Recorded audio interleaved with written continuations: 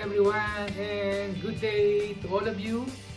I wish that everyone is in good health. And today, I would like to welcome you sa ating Burns Cook and we will do another cooking demo.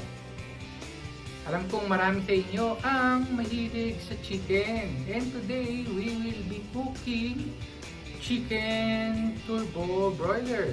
So, samahan niyo ako sa paghahanda nito. At bago ang lahat, panoorin niyo muna ang intro ng Burns Channel.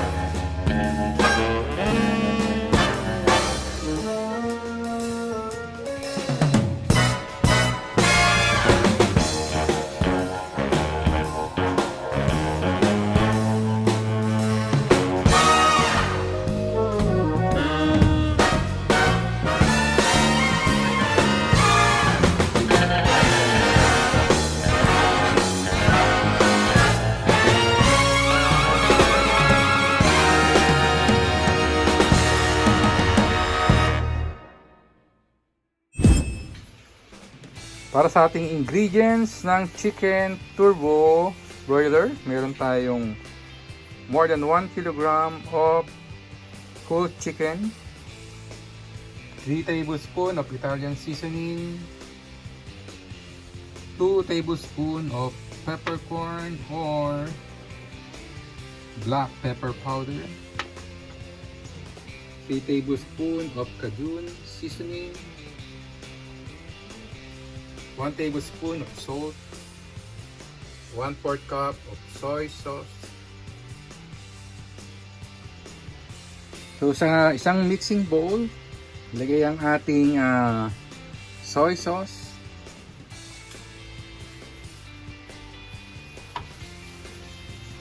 Lagay natin ang ating cajun,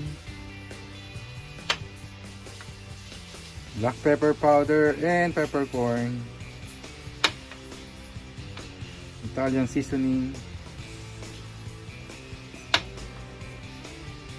salt, a little of salt, and i-mix natin ang ingredients.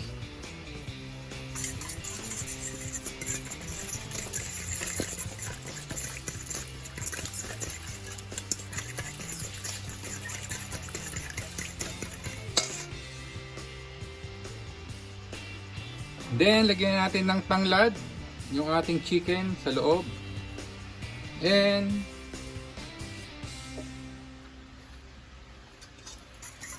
lagay natin yung ating mixture.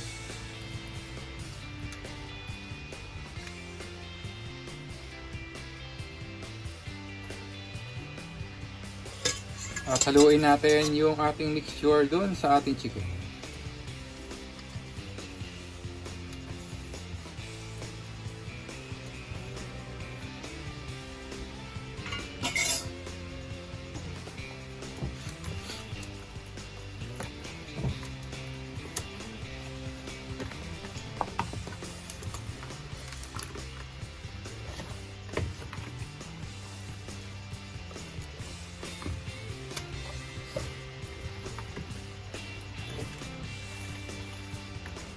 So, pwede nating i-marinate yung ating chicken overnight or at least 1 hour sa ating mixture.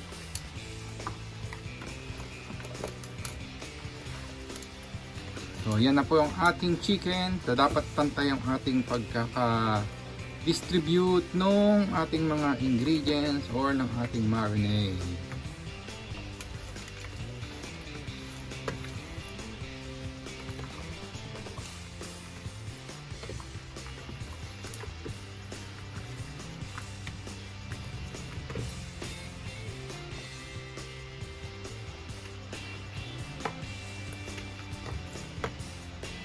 Then, isang technique is to poke your chicken with this fork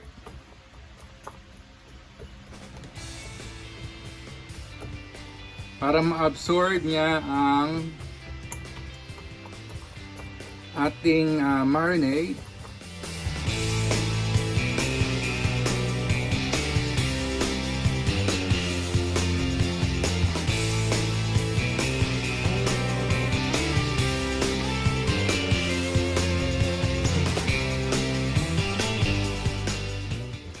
Then marinade natin, lagyan natin sa ating fridge. Then after ma-marinade ang ating chicken, pwede na nating isalang sa ating Turbo Broiler. Let's go!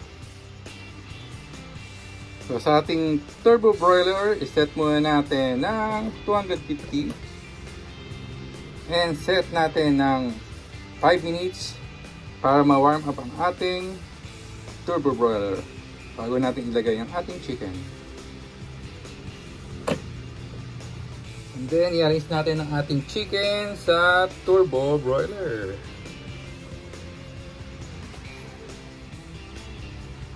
Set natin ang ating cooking time to 40 minutes and 250 Celsius ang ating temperature. So, let's start!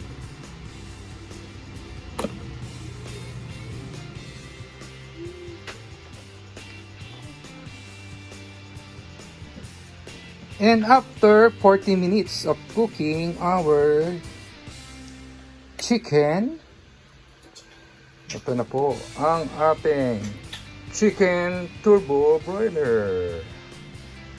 Yum yum! Wow! So, kaya try nyo na subukan ang aking demo ng aking turbo broiler chicken. Tara na!